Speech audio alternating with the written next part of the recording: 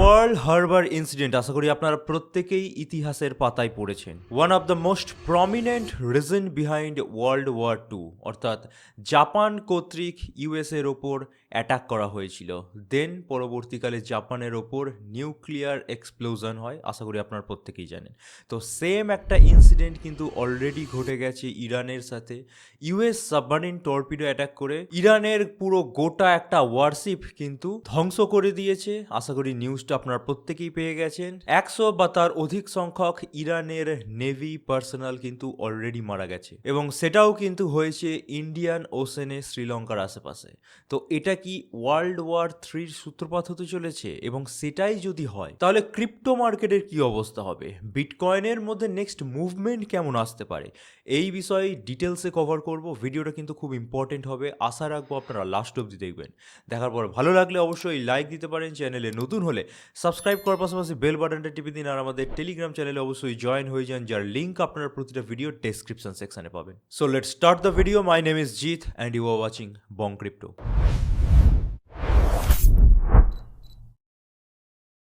Pearl harbor incident 1941, অর্থাৎ Japan কর্তৃক ইউএসের ওপর একটা হামলা করা হয়, এবং যে কারণের জন্য ওয়ার্ল্ড ওয়ার টু কিন্তু মারাত্মক রূপ ধারণ করেছিল। পরবর্তীকালে কিন্তু জাপানকে তার খেসারত দিতে হয়।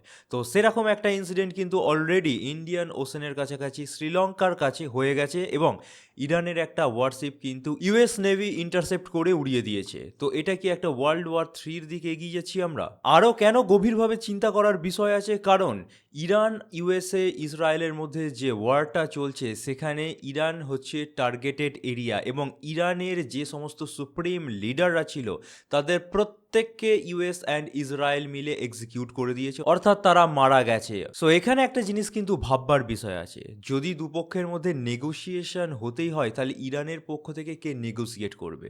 অর্থাৎ নেগোসিয়েশন কিন্তু অ্যাট প্রেজেন্ট হচ্ছে না, আর এই ধরনের ওয়ার যতদিন ইলংগেটেড হতে থাকবে তত কিন্তু একটা বড়সড় আকার ধারণ করবে। এবং ইরান যে পিছু হটে যাওয়ার দেশ নয়, আশা করি ক্লিয়ার হয়ে গেছে। ব্যালিস্টিক মিসাইল থেকে আরম্ভ করে হাইপারসনিক মিসাইল পর্যন্ত তারা ইউজ করছে, এবং কাউকে তারা কিন্তু পরোয়া করছে না, এবং তারা বলছে 30 থেকে 40 বছর এই ওয়ার সিচুয়েশনের জন্য তারা প্রিপেয়ার ছিল, কারণ তারা জানতো তাদের অয়েলের জন্য একদিন না একদিন ইউএসের মতো কান্ট্রি তাদের ওপর অ্যাটাক করবেই করবে। এবং এই জিনিসটা আশা করি আপনারাও বুঝতে পারছেন যে ইউএসের মতো কান্ট্রি কিন্তু কারোর সাগা নয়। যার পারবে, যেভাবে পারবে, সে কিন্তু বিনাশ ডেকেই আনবে এবং ক্ষতিটাই করবে। সো পরিস্থিতি যখন এতটাই টালমাটাল, তখন ক্রিপ্টো মার্কেটের মধ্যে কি এফেক্ট পড়বে সেটার ব্যাপারে যদি চলে আসি, ফার্স্টে আমি চলে আসছি বিটকয়েনের চার্টে। বিটকয়েনের উইকলি চার্ট খোলা, এই চার্টটা আমি ডেলি দেখাচ্ছি, অবশ্যই কিছু কারণ আছে। সুপার ট্রেন্ড ইন্ডিকেটর কিন্তু আমাদের এখনও ট্রেন্ডের রিভার্সাল কিচ্ছুটি দেয়নি, অর্থাৎ সুপার ট্রেন্ডও কিন্তু সাজেস্ট করছি একটা ইলংগেটেড বিয়ারিশ ট্রেন্ডের মধ্যে আমরা পড়ে আছি। এবার আমি যদি সুপার ট্রেন্ডটা তুলে দিই এবং উইকলি চার্টের মধ্যেই যে ওভারঅল বিয়ারিশ টেন্ডেন্সিটা আছে সেটা তুলে ধরার চেষ্টা করি টেকনিক্যালিটি অনুযায়ী। আগের দিনই বলেছিলাম যে আরএসআই ওভারসোল্ড রিজিয়নে চলে গেছে, মানেই কিন্তু ভাববার কোনো রকম কারণ নেই, এখান থেকে বড় সড়ো একটা পাম্প আসতে পারে, এবং যে পাম্প বিটকয়েনের প্রাইসকে $1,00,000 ওপর তুলে দিতে পারে, এমন কিছুটি হবে না। ম্যাক্সিমাম প্রবণতা কি আছে যদি আপনারা একটু ক্লিয়ার কাট দেখেন, তাহলে ইজিলি বুঝতে পারবেন যে একটা ওভারঅল ডাউন ট্রেন্ডের মুহূর্তে সাময়িক সময়ের জন্য আমরা একটা আপ ট্রেন্ড পাই, দেন ফের কোল্যাপস। এখন যে সাময়িক সময়ের পজটা সেটা কিন্তু একটা আপ ট্রেন্ডের মোমেন্টই শো করছে, এরপর আরও মারাত্মক প্লামেট কিন্তু আসতেই পারে। এবার উইকলি চার্টে সেই জিনিসটা এত ভালো করে বোঝা পসিবল নয়, সেই জন্য আমি একটু ছোট চার্টে শিফট হয়ে যাচ্ছি। বাট তার আগে S&P 500 ইন্ডেক্সের একটু চার্টটাও দেখিয়ে রাখা প্রয়োজন। S&P 500 ইন্ডেক্সের 1 আওয়ার বা আওয়ারলি চার্টে আমরা ক্লিয়ারলি দেখতে পাচ্ছি এখানে বড়সড় একটা সাপোর্ট কিন্তু ব্রেক করে গেছে, এবং আগের দিনই বলেছিলাম অ্যাট প্রেজেন্ট ক্রিপ্টো মার্কেট বা বিটকয়েন তার সাথে ইউএস স্টক মার্কেট পুরোপুরি কোরিলেট করে চলছে। সো বুঝতেই পাচ্ছেন এর এফেক্ট কিন্তু বিটকয়েনের মধ্যে পড়ছে, ইন ফিউচারও পড়বে। সো একটা জিনিস আশা করি আপনাদের মধ্যে ক্লিয়ার, যে আমরা যে চার্টই দেখি না কেন সেখানে কিন্তু প্লামেটটাই ইন্ডিকেট করছে। তা বাদেও উইকেন্ড শুরু হয়ে গেছে, ইউএস স্টক মার্কেট বন্ধ থাকবে, তো এই সময়ে বিটকয়েন কেমন পারফর্ম করবে তার জন্য আমরা চলে আসছি 3 ডেজের চার্টে। 3 ডেজের চার্টটা আপনারা যদি একটু ক্লিয়ারলি দেখেন তাহলে একটা জিনিস আপনারা ক্লিয়ারলি ভিজুয়ালাইজ করতে পারবেন যে জানুয়ারি 2026-এ যে অবস্থায় আমরা পড়েছিলাম ঠিক সেম অবস্থায় বা সেম কন্ডিশনে আমরা পড়ে আছি। একটা ওভারঅল ডাউন ট্রেন্ডের মুহূর্তে কিছুটা সময়ের জন্য কনসলিডেশন পেয়েছিলাম, আবার দেন ব্রেকডাউন পেয়েছি, তারপর আমরা কিছুটা টাইম কনসলিডেশন পাচ্ছি। এরপর কিন্তু আশা করি আপনারা ক্লিয়ার হয়ে গেছেন যে ম্যাক্সিমাম পসিবিলিটি আছে এখান থেকে প্রাইস কোল্যাপস করে যাওয়ার। এবার এটা কিন্তু 1-2 দিনের ব্যাপার না, এই যে প্লামেটটা সময়ের সাথে সাথে আসবে, সেই কারণের জন্য অনেক আগে থেকে আপনারা এই জিনিসটাকে যাতে ডাইজেস্ট করতে পারেন বা অ্যাডাপ্ট করতে পারেন আগাম জানান দেওয়া হচ্ছে।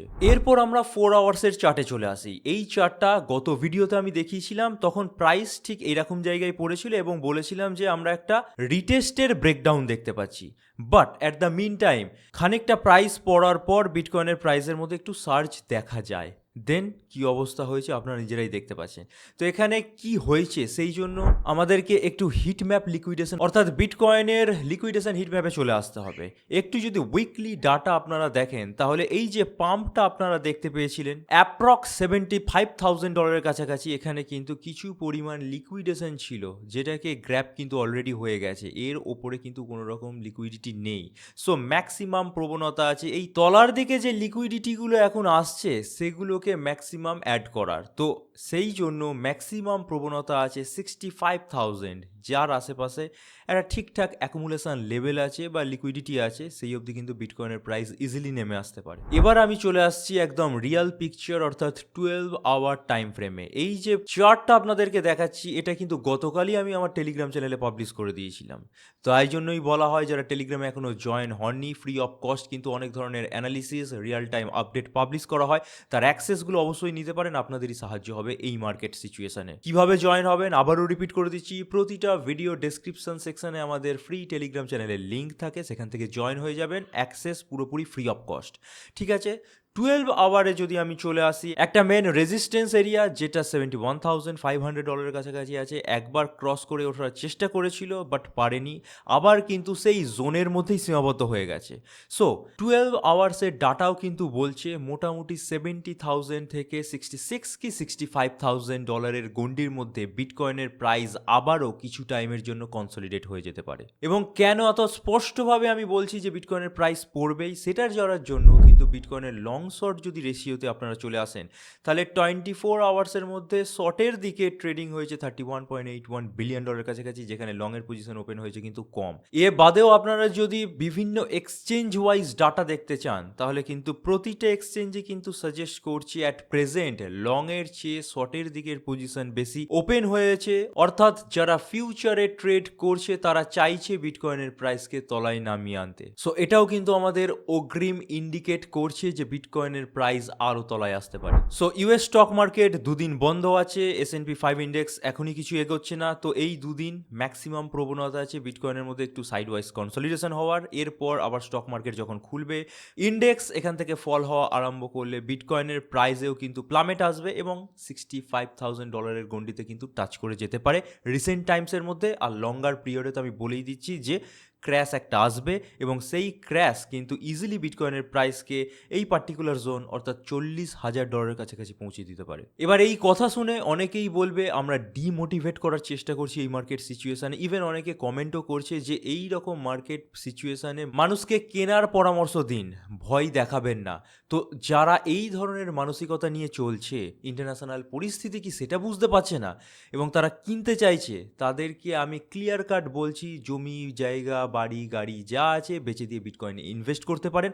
আর যারা একটু হলেও শার্প অর্থাৎ যারা মাথা খাটায় এবং প্রেজেন্ট পরিস্থিতির সঙ্গে রিলেট করতে পারছে তারা কিন্তু অপেক্ষা করে যান। আচ্ছা, চলে এসেছি বিটকয়েনের ডমিনেন্সের চার্টে। ডমিনেন্সের চার্টের মধ্যে দেখানোর মতো এক্সট্রা কিচ্ছুটি হয়নি, যেমনটা বলেছিলাম একটা রেঞ্জ বাউন্ড হয়ে যাবে ঠিক সেইভাবে কিন্তু মুভ হচ্ছে। একটা পার্টিকুলার আপার লেভেল টাচ করছে, দেন আবার সেখান থেকে ফিরে লোয়ার লেভেল টাচ করছে এবং এর মধ্যেই কিন্তু বিটকয়েনের ডমিনেন্স সীমাবদ্ধ আছে। সো বিটকয়েনের মধ্যে এক্সেপশনাল এক্সটার্নাল কিছু হবে না।